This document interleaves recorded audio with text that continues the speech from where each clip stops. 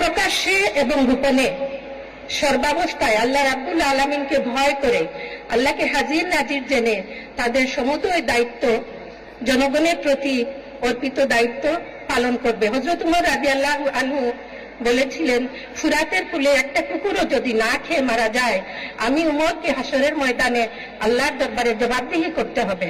সেই ধরনের আল্লাহ ভীরু, পরহেজগার, আমানতদার, বিশ্বস্ত নেতা এবং দায়িত্বশীল আমাদের প্রয়োজন। মহান আল্লাহ রাব্বুল আলামিন বলেন, নেতা এবং নাগরিক সবাইকে হতে হবে সৎ, যোগ্য, আল্লাহ ভীরু এবং আমানতদার, সৎ চরিত্রবান। মহান আল্লাহ বলেছেন, জনগণের লোকেরা যদি আল্লাহর উপরে ঈমান আনে এবং আল্লাহকে ভয় করে চলার নীতি অবলম্বন করে, তাহলে আল্লাহ রাব্বুল আলামিন আসমান এবং জমিনের সমুদয় রহমত বরকতের দরজা তাদের জন্য খুলে দিবেন। বাংলাদেশে শান্তি সুখের সেরকম একটা কাঙ্ক্ষিত সমাজ এবং দেশ গঠন করা সময়ের ব্যাপার।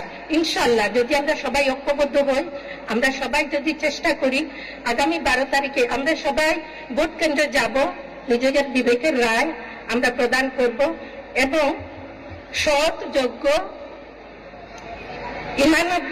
ইমানদার, আমানতদার প্রার্থী এবং নেতাকে আমরা বাছাই করে নেব, যাদের হাতে দেশ এবং জাতি নিরাপদ থাকবে।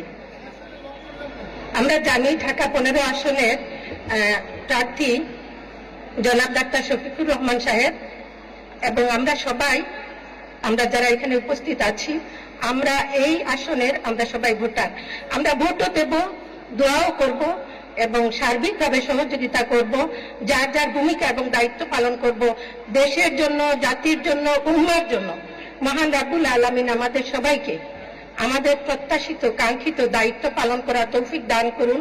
সবাইকে আল্লাহ সুস্থ রাখুন, আমাদের পরিবার পরিজন সবাইকে আল্লাহ হেফাজত করুন।